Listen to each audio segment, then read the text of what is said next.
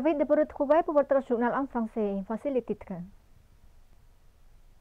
Samdech Mahabawar Thapadei Hun Manet, Premier ministre du Royaume du Cambodge, a exprimé son appréciation pour les réalisations obtenues par le secteur sportif du Royaume.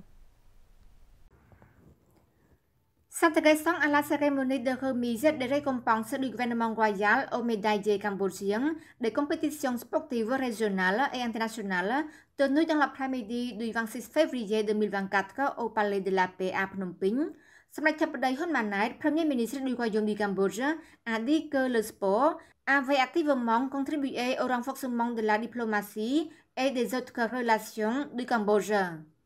Le chef du gouvernement royal a réaffirmé l'engagement du gouvernement royal du Cambodge à continuer de soutenir le secteur sportif afin d'encourager le public à faire du sport.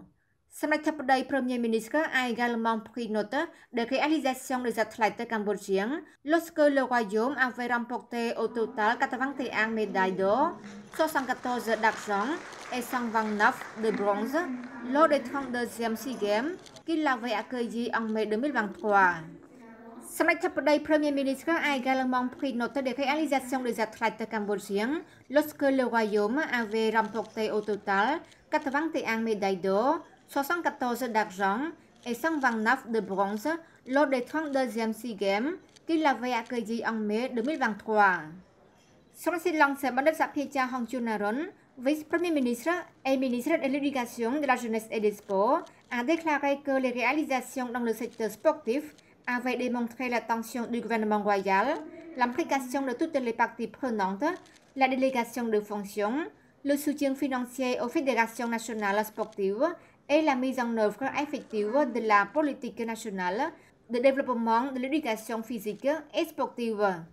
Le ministère de l'Éducation, de la Jeunesse et des Sports est déterminé à encourager, promouvoir et coordonner davantage la demande d'organisation de championnats locaux et de compétitions internationales afin de tirer des techniques pour le développement des capacités des entraîneurs et des athlètes, a-t-il souligné, ajoutant que le ministère poursuivra l'organisation de la remise des récompenses du gouvernement royal aux gagnants. Son Excellence Net Petra, ministre de l'Information, en tant que conférencier honoraire dans le cadre d'un programme de partage des expériences médiatiques pour 871 étudiants de l'Université internationale Belty. Son Excellence Lina Vot, recteur de l'Université internationale Belty, a indiqué que l'Université internationale Belty est en train de former des étudiants du diplôme d'associé, de licence, de la maîtrise et du doctorat dans 12 facultés et 42 spécialisations en fonction des besoins actuels et des marchés du travail.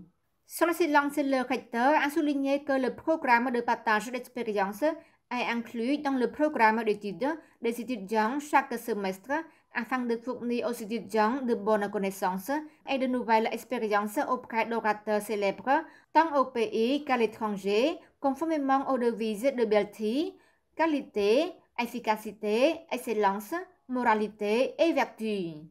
À cette occasion, Son Excellence Net Petra, ministre de l'Information, a rappelé la coopération entre le ministère de l'Information et l'Université internationale Belty en signant le 15 janvier 2024 un protocole d'accord pour former les ressources humaines comme le lien entre les études théoriques dans les universités et les travaux pratiques qui permettront aux étudiants de visiter et d'étudier avec les départements généraux du ministère de l'Information. Son Excellence le ministre a également informé qu'il existe actuellement deux types de médias. Premièrement, les médias traditionnels comprennent la radio, la télévision, les journaux et les magazines. Deuxièmement, les médias modernes, notamment TV online, Facebook, TikTok, Telegram, WeChat, etc. Et maintenant, Facebook et TikTok sont devenus la base permettant aux gens d'accéder à l'information. Profitant de cette occasion, Son Excellence Net Petra a informé de la stratégie du Pentagone de la première phase sur 5 ans du gouvernement royal du 7e mandat sous la direction de Samdech Mahabawar Thapadei Hun Manet en mettant en œuvre une autre politique en plus des priorités clés, les personnes, la route, l'eau, l'électricité est une technologie, en particulier la technologie numérique, en réponse à la 4e révolution industrielle et à la transformation numérique de l'économie et de la société cambodgienne, ainsi qu'à la nécessité de promouvoir la productivité économique, qui est le fondament et le principal moyen pour atteindre la vision du Cambodge 2050. Son Excellence le général Kete Sangha Hinh Bun Hieng a présidé l'ouverture du tournoi de volleyball prix de Son Excellence le général Kete Sangha Hinh Bun Hieng et le Chum Tiêu Panchani 2024. Selon Son Excellence le lieutenant général Dien Saron, président du comité d'organisation du tournoi de volleyball, a fait savoir que le tournoi prix de Son Excellence le général Kete Sangha Hinh Bun Hieng et le Chum Tiêu Panchani 2024 comptait 21 équipes, soit 273 joueurs. La compétition est divisée en 4 groupes et les qualifications ont débuté du 26 février 2024 au 15 avril 2024. Lors de l'ouverture de compétition, Son Excellence le général Kete Sangha Hinh Bun Hieng, commandant en chef adjoint des forces armées royales cambodgiennes et commandant du commandement des gardes du corps, a déclaré que le sport vit en paix, il y a à la paix, il y a du développement dans tous les domaines. En plus, on a une opportunité pour organiser la compétition sportive comme aujourd'hui.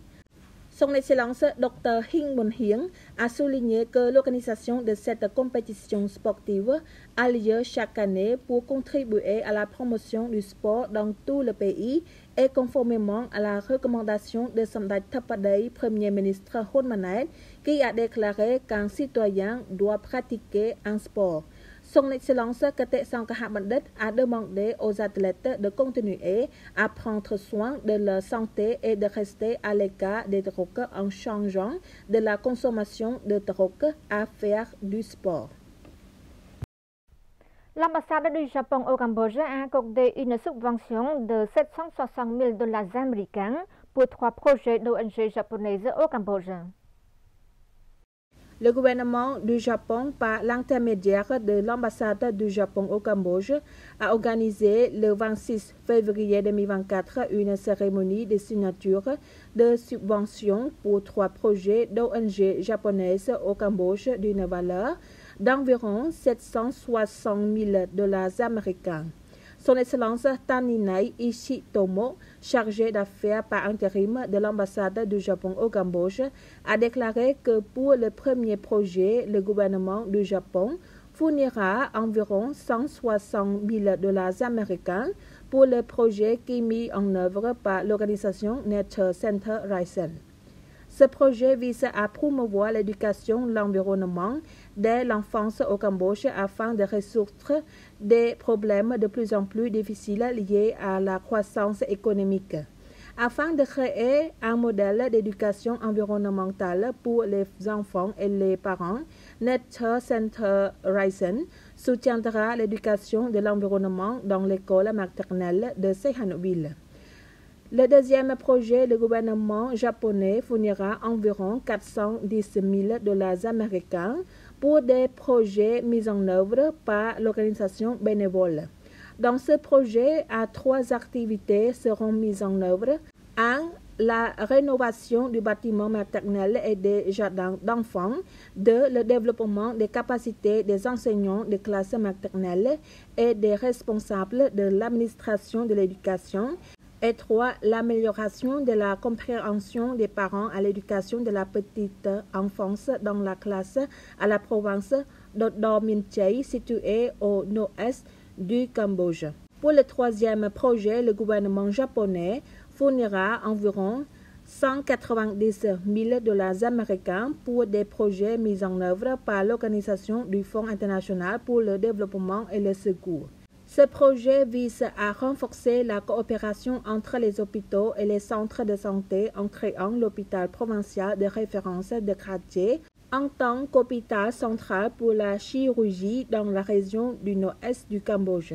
Son Excellence Taninai Ishitomo est optimiste que grâce à ces subventions, la population cambodgienne vivant dans ces régions sera mieux à même d'éduquer les jeunes enfants et d'améliorer le bien-être de la population. C'est la fin de notre journal. Merci de nous rejoindre. Restez sur TVK pour la suite du programme. À demain.